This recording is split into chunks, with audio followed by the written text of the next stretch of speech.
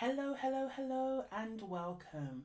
Now, in today's interview, I'm going to be talking about how to change your money story with the amazing money coach that is Sandra Berger of CoachMeIntoMoney.com. And just in case this is actually your first time coming across me and this channel, I just want to do a very quick introduction, say hi. So, my name is Nina Dafe, and I am the founder and the editor of the Far Above Rubies Collection.com, where I help amazing Christian women to know their worth, power, and purpose so that they may speak up, step out, and shine as the wonderful women of God that He has ordained them to be. Okay, and if that's something that resonates with you, then definitely consider subscribing. And you also want to stay tuned because speaking about things like money, I find can be a bit controversial, particularly within the Christian community. I think there are still a lot of myths, preconceptions, and misunderstandings about the link between money, finances, and our faith walk, whether or not speaking about money is actually a good thing or a godly thing, or does God actually want us to have money? Aren't we blessed when we're poor, and all that sort of jazz? And so I think this is going to be a really great episode that you want to stay tuned for, because by the end of it you're going to walk away knowing what a money story is and how you can change your own. You're also going to know how to get out of a bad financial situation, and the four common myths that tend to stop we as women from kind of earning what we are worth or what we deserve, and how we can avoid them, and much more. As I said, this is a very meaty episode, so definitely stay tuned. Now, before I jump into all of that though, what I'm going to do is do a very quick introduction to Sandra, and then we're going to go into all of that great stuff. Okay, so Sandra Berger is a money and financial coach who works with smart and ambitious women who block themselves from earning the money they know they are capable of making. She coaches them on overcoming their limiting money beliefs and in creation of action-driven plans so they feel empowered about their finances and can start earning more money. She founded Coach Me Into Money because she believes that you can earn the money you desire despite where you come from or what your current circumstances are. Throughout her decade of experience in accounting and coaching, she learned that money issues like failing to generate enough income in one's business, debt, or living paycheck to paycheck are just symptoms of a deeper problem. The wisest way to resolve the issues is to address the root problem, the unconscious money patterns and beliefs which cause a variety of visible issues. And this is why Sandra combines money coaching with personal finances to create a solid foundation for growth and abundance. Sandra is a certified public accountant in the state of Washington, a certified money coach, and graduate of the Leadership and Coach Training Program at Accomplishment Coaching. Sandra also holds a Bachelor of Arts in Business Administration from the University of Washington, and you can learn more about her and her coaching programs over at www.coachmeintomoney.com. And so without any further ado, we're going to go straight into the interview. Enjoy. Hi Sandra, how are you doing? Hi, Nina. I'm good. How are you? I'm good. As you know, I've already introduced you. So just in your own words, if you could just introduce yourself and what you do so that our awesome audience just basically kind of has an idea about more of who you are. So, hi, everyone. I'm Sandra Berger, and I'm the money coach for women who block themselves from earning the money that they know they are capable of making. So important, and especially like in this climate. We're going to jump more into that in a bit, but how did you kind of end up going down this route? How did you know, I guess, that money was your passion, especially kind of working with women as well? So it all started, my background is an accountant. So Okay. when I started going to college, I knew I want to work with numbers. So I considered finance or accounting, chose accounting, and was going down the path, getting my degree, working for a corporation, going for my certified public accountant license. Wow. But about 5 years ago, I fell into coaching. I went to a fit club and I felt amazed about how the coaches are motivating and inspiring everyone out there. There were women and men and kids and teens, and everybody was working out. And the coaches were jumping next to us. And I thought to myself, I want to be like them. I want to motivate. I want to inspire. I can imagine. So a couple of weeks later, I became a fitness coach. Wow, okay. But I started to think it cannot be all fit to coaching, just fitness coaching. So I started to Google. Yeah. And the phrase life coaching came up. Yes. I've never heard about it before. So before I knew it, I signed up for a year-long life coaching program and graduated it in 2015. Okay. So I was coaching clients on the side while I was going to work and being an accountant. And I started to think about, so which do I concentrate on? Will I continue my path down the CPA route, or will I let it be and go with life coaching? I didn't want to let go any of them.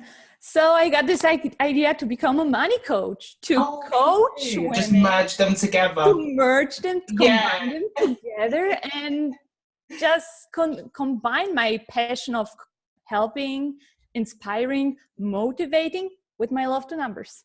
I love that. That is really, really cool. I was speaking to a guest actually recently where we were actually talking about that, like why choose if you're someone who's got like lots of different passions, you know, especially like I think in some of the self-development, personal development kind of world, they talk a lot about ditching the 9-to-5 and, you know, just having a business and stuff like that. But actually it's so cool that in this day and age, we don't necessarily have to choose unless we kind of want to. So I love your stories. Absolutely. Exactly. Absolutely Thank you.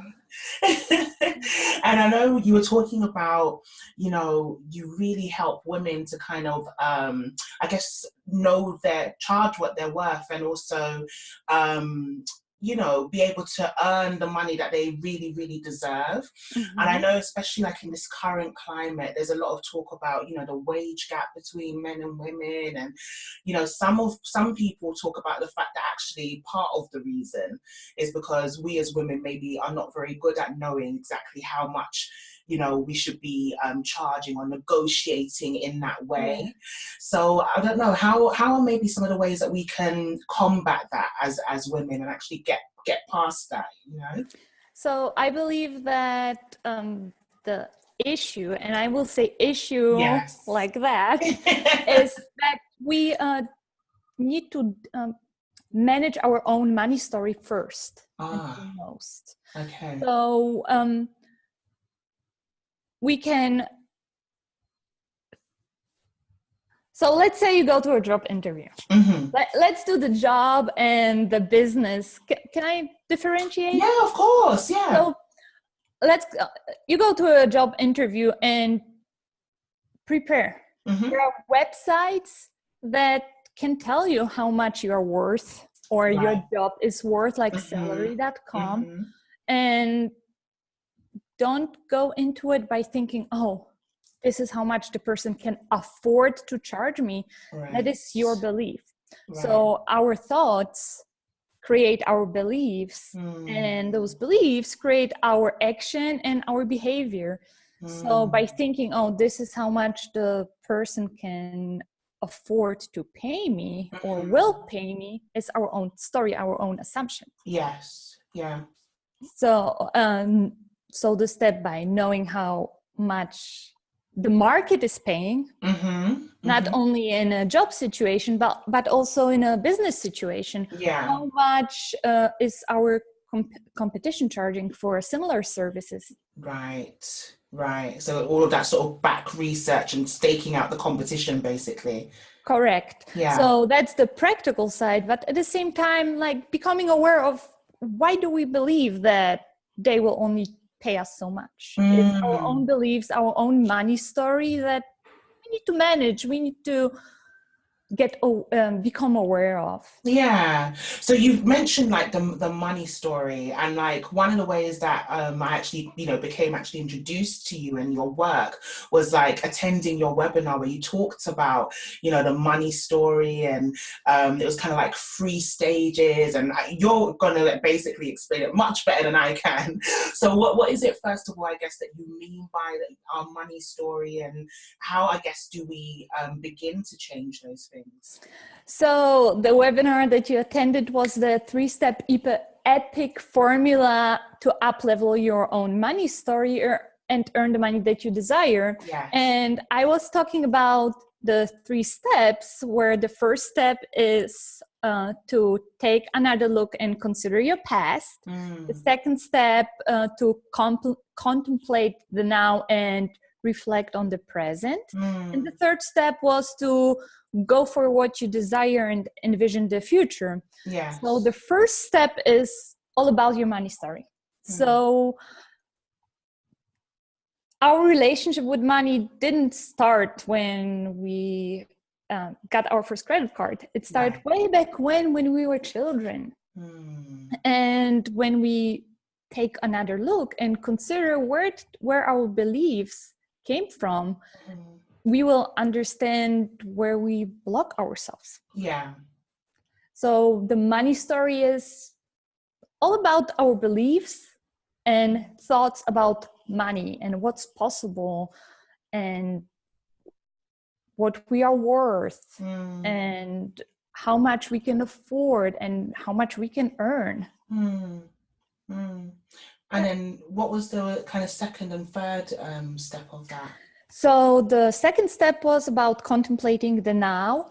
It's all about, how are you today? What words are you using when you talk about money? Are you using a lot of, I cannot afford it? Right. Oh, it's too expensive. And what are you thinking? When you are running your business, for example, do you think that, well, this client will not be able to pay me that much? And you're already going with the pre-assumption about something. So becoming aware of it will help us to change it. Right. So, yeah.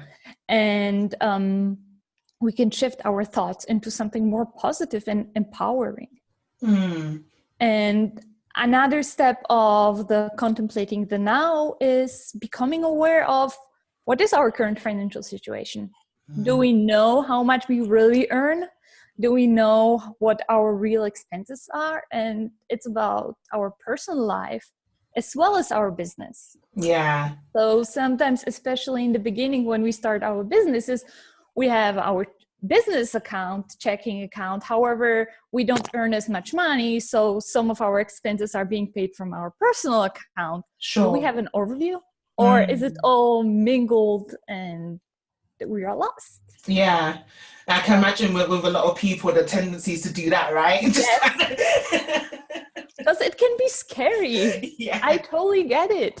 Yeah, absolutely. So know your money story, contemplate the now, know where you are, know what you're kind of saying internally about money and your present situation. Yes. And then the third step would be to go for what you desire and create your future. So do you know how much money you want to earn next year, next month? Do you have a plan? Do you know what the money will be spent on?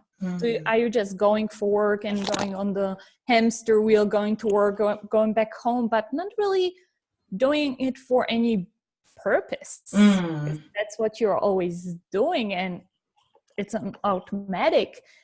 So do you have a goal? And do you back up your goal and your vision with a money-making plan? So do you know what steps to take in order to get to your vision, to make it become your reality? That is really, really interesting. I can imagine that for most people, the answer to that last question about, the money making and things is probably a no. Yes. So, how, I guess, for a woman who's watching now and is like, oh my gosh, all of those steps, they sound great. I'm not necessarily in the greatest of financial positions right now, but how do I begin to kind of unpick, I guess, my money story and maybe build, I don't know, more financial avenues and kind of dig myself out of the hole that I've created? What would you kind of say to her? So the first step would be to start with becoming aware of your beliefs. So what do you really believe and what do you really want? And one great question that I ask my clients is, what was your first memory about money when you were a child? What do you remember? And very often it's a negative memory. Yes. Our parents argued about money. Yeah. We asked for money and somebody said money doesn't grow on trees. Right. And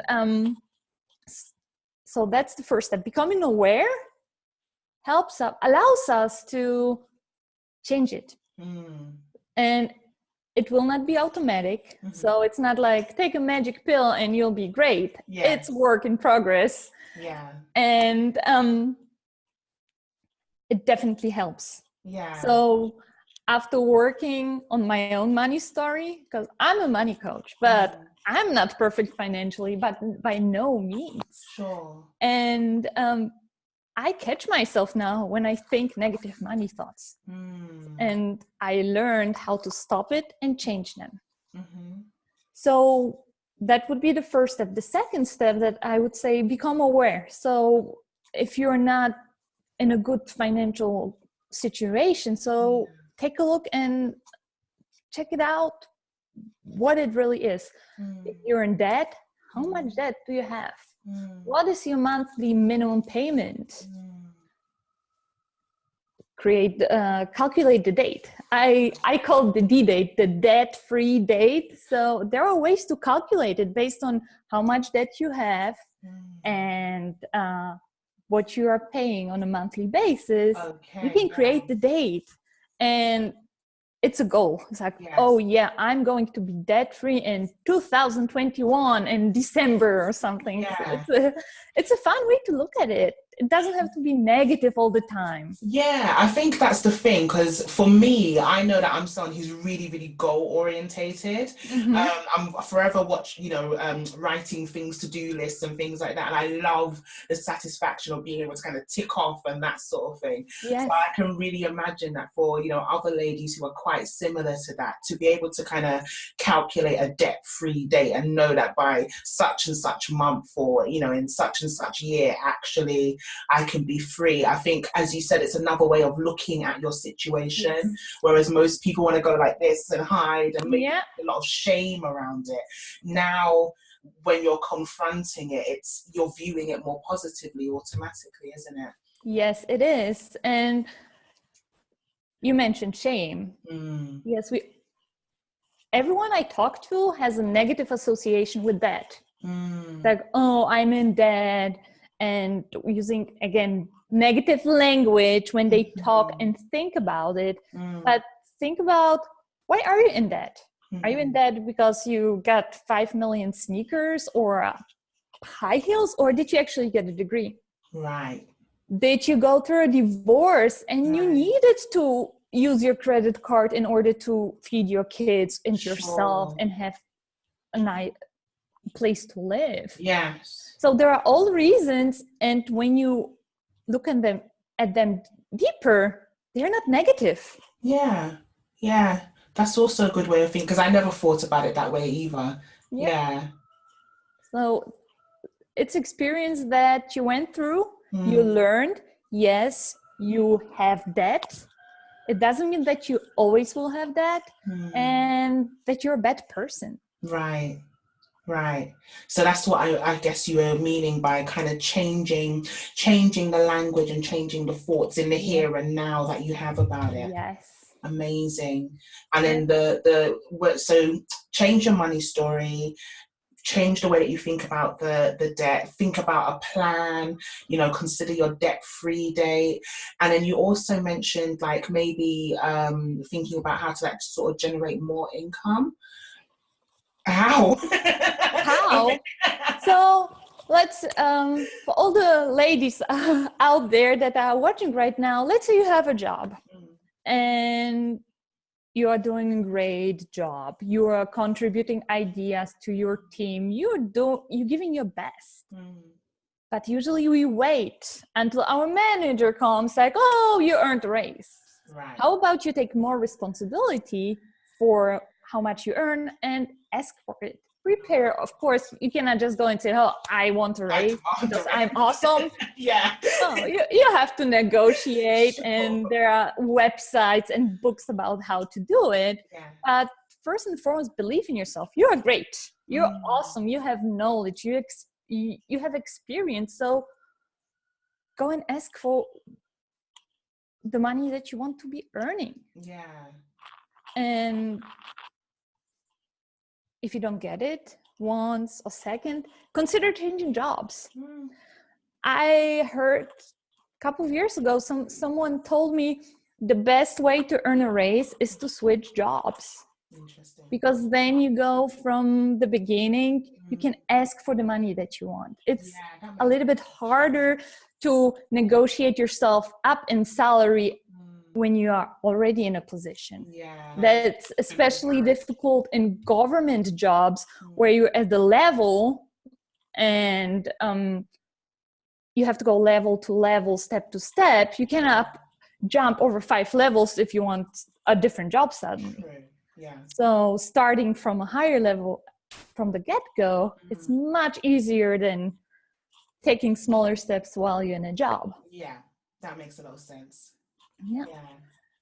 And for businesswomen out there, for the entrepreneurial women who want to earn more money, ask for more money. You are giving a service and you're providing a service and you're selling your product, and you have experience doing it. Ask for a little bit more. If you don't want to raise your prices in a huge chunks, do it with steps. Every month a little bit. Also find different revenue sources. Maybe you are concentrating on one-on-one service like coaching or consulting, where you earn money for your time. Right. But creating a course or a package where you can serve more people at the same time will allow you to earn more. Yeah, that makes sense. Yeah. So just, I guess, thinking if like in a job situation, as you said, thinking about ways that you can be an asset, add more value, and actually once you do negotiate, and if it's kind of not recognized or, you know, taken on board, actually considering moving, which I know that most people tend to be quite resistant to because we get comfortable. But there again, like you're saying, if it's a goal and if it's something that you want, our goals usually require us to kind of come out of our comfort zone, don't they? Yes, get comfortable, and we as women become very loyal to a company. Yeah. So we want to stay there because they need us. Yeah. We think they need us. They will go under if we are not there, and they gave me so much already. And so that hinders us from leaving too. And then sort of in business, on the other hand, what are, I guess, some of the objections that you kind of hear from women with regards to maybe raising their prices or, you know, suddenly kind of asking for more, not just kind of charging for their time? Is it the same sort of thing of, oh gosh, you know, I might lose people, or, you know, what is it? Yes, it is. I might lose people and they cannot pay me that much. We have this beliefs like, well, this person cannot pay me that much, but how do we know that? If we don't put it out there, if we do not ask, we will not know. And very often it's like when it comes to the money conversation with our clients or our potential clients, we ask about the price, and then or an amount, a rate, we tell them how much we want for our services or products, and then we are so scared that we start, okay, if you cannot afford it, then I have a deal for you or something. Yeah. I encourage you to take a deep breath and just let the client be for a while. You are not the one to take the responsibility for what the client wants or can do. Yeah. And it will be a growth opportunity, because as you are afraid to talk about prices, maybe the clients also is like, oh yes, I really want your service, I want your product, but I don't know if I can afford it, I want it for free. They come from a victim mentality. And if we allow them to step up and consider if they want to afford us, can afford us, it will allow them to grow as well. Yeah. I like the way that you frame that as well, like actually looking at it as a growth opportunity for the both of you, actually. Yes. Yeah. And before you mentioned, when you were talking about negotiation and stuff, some books or resources that people can access. Do you have any I guess recommendations also for things like that? Changing your money story. Negotiating. So for the ladies who might want to maybe do a bit more research into this. So I like 2 books. Now I do not remember the second title.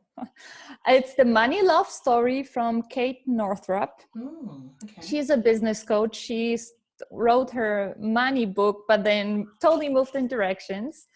And the second one is by Sincero. You're a badass at making money, I believe. I love that title. Yes. And I love both of those books. They talk about the money story. They give you exercises and ideas on how to overcome it.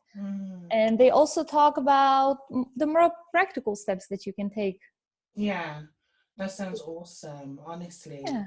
And so just thinking about coming towards like the end of the interview and everything like that, as you know, like I tend to speak a lot about like the women of the Bible and things like that. So I was just going to ask you whether or not you have a favorite woman of the Bible, and if so, why? So my favorite woman of the Bible is Lydia. And she was the woman of purple. Yes. And actually she was called Lydia, but she came from a city named Lydia. That's why they were calling her. Anyways, she was a businesswoman in a time where it was very hard to own a business as a woman. Yes. And the businesses were very male dominated. So besides her stepping up and doing what she wanted to do, dyeing cloth and being a businesswoman, she was also very hospitable. Yeah. So she met the Apostle Paul, and when he was there in her city, she invited him over and was sharing her house and whatever she owned with them. So I think if you translate it to today's, I see it as many of us are businesswomen, and some of us have jobs in a male dominated area. And sorry, my husband just came over. Oh, okay. And it was distracted you.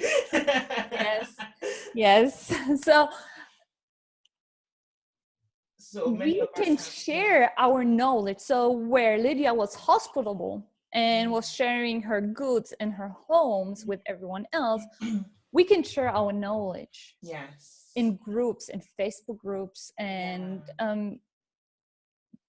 give our greatness to others. Absolutely. I love that. I think also she's like a perfect example of it's like the freedom I think that even wealth and finances can actually give you. Because I think, you know, a lot of people still have these ideas about financial success, like, you know, money is the root of all evil, and, you know, in order to actually be successful, you know, it's lonely at the top, where you have to stamp on other people in order to get there. And I love that you talked about Lydia, because I think she's just such a perfect example of the fact that those things are not true. You know, that money actually, if anything, just reveals your character. If you're a kind person who likes to share anyway, you're going to do that if you have money and your financial success. And if you're not that sort of person, you're going to be that sort of person when you have financial success as well, right? Yes, that is true. Yeah. Do you come across that as well, as you're working with your clients, that maybe some people are resistant actually to making more money because somehow they feel, I don't know, that it's a bad thing, or it might make them a bad person somehow? Yes, I do. Especially about, as you said, money is the root of all evil, because they see our media shows money, people with money, they don't often use it in the way we would use it. Yes. And they associate money with only those people. And then, as you said, as you have more money, you can use it towards good stuff, whatever, to support your value. Absolutely. Because if you have money, you can contribute to the church that you go to. You can support a child in a poor country and become their, I don't even know what you call it. I don't really like sponsor. You know, that's the word I had to think as well. Exactly. To help another person. My big dream is to sponsor a scholarship for the university that I went through. So one woman a year can go and earn her accounting degree for free. So amazing. Yeah. And that is my goal. That's what I'm working on. That's brilliant. So for any of you listening then, who has ever kind of had those thoughts, know that making extra money or becoming a financial success is not something you're going to change your character. Actually, as Sandra just said, you can use your money to actually align you, you know, to your goals, to your visions, and to your values. I love the way you put that. It was really, really great. And do you have kind of any final words of encouragement for people? And also, please let us know where we can find you, find out more about you, or anything else you'd like to share. So my words for you are: believe in yourself, believe in your greatness, and that you're worth much more than what your little voices are, what your voices are telling you that you are. Because I believe that no matter where you come from and what your current financial situation are, you can have the life that you desire and dream of, and especially deserve. We all have the power in us to create it. We just have to overcome our limiting money beliefs, or any limiting beliefs about what's possible, and then go for it, achieve it, and then share it with anyone else. Absolutely. It's like freely you receive, so freely give. I love it. Exactly. And you can learn more about me and my services on my webpage, coachmeintomoney.com, and you'll be able to take a free money type quiz on my website, where you learn to give names to the limiting beliefs, to the voices that say, oh, I cannot afford it. Or yes. And I have other free resources on it, and you can learn more about my story and just say hi. Lovely. I love talking and helping. It doesn't always have to be as a paid service. So. Yeah. Oh, Sandra. Oh, frog in my throat. Thank you so much for all of the pearls of wisdom that you just shared. I think for me, I remember saying to you offline that one of the aha moments that I really got from you was actually thinking about I guess the stories that we have from our past, growing up, what we tend to hear. And I think the biggest thing for me as well, during just speaking to you, is when you said thinking about sort of our first memory of money. Because just like you said, actually the first memory of money for me was negative. And it's very, very interesting. I think for probably for a lot of people, you know, that is the case. So I'm just saying all of that to say that the work that you're doing, especially for us women, is so, so valuable. And I thank you so much for coming to share with us today. I thank you. It was great talking to you. Thank you so much. All right, so I'm going to say bye and enjoy the rest of your day. Bye, everyone. Bye. How amazing was that interview? Now, if you were just as blown away as I was by all of Sandra's kind of pearls of wisdom and everything that she shared, then definitely feel free to like the video, but also share it with somebody who you know could benefit from it as well. I'd also love to hear what your biggest takeaways were, like what were your aha moments. So feel free also to share those in the comments. Let's keep this discussion going. And as I say all the time, I'm extremely interactive, and so I will respond. The other thing also is, if you really enjoyed this video and would like to see more just like it, or even some of my kind of solo ones, you know, where I talk more about how you can, you know, speak up, step out and shine as the wonderful woman of God that he created you to be, then definitely consider subscribing. And don't forget also to hit the bell so that you are notified every time I upload a new video, which tends to be about twice a week on average. So with all of that being said, thank you for watching and enjoy the rest of your day, and take care until next week, my love. Bye.